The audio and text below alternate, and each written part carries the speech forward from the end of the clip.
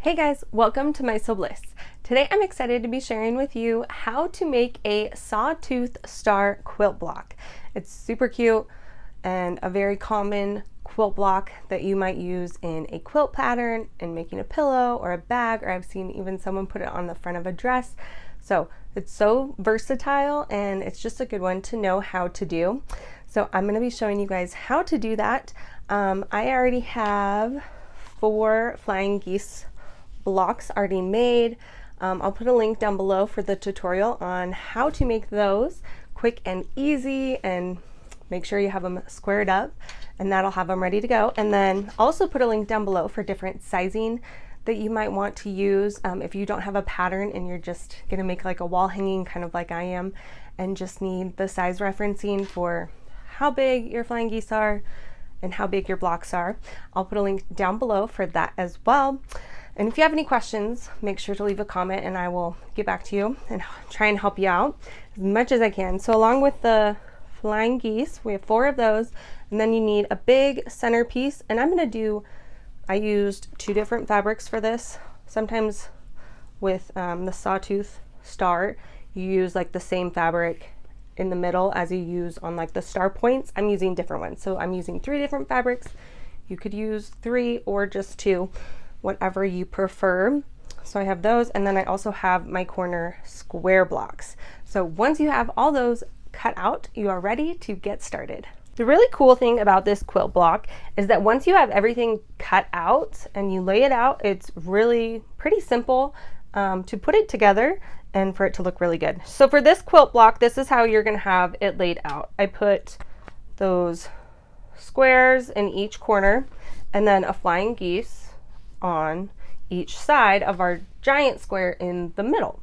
And now we're just going to sew those together in rows and then iron and then sew them all together. So I'm just going to start with the bottom and I'm going to sew this block on here.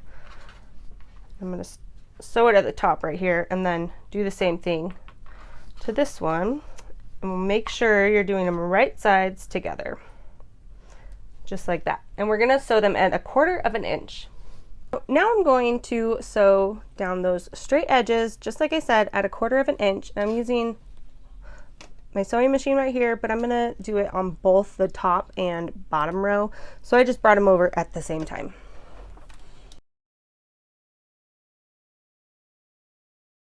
Once you have that top and bottom row sewn, you're then gonna do the middle row. And I'm just gonna do the same thing, putting them right sides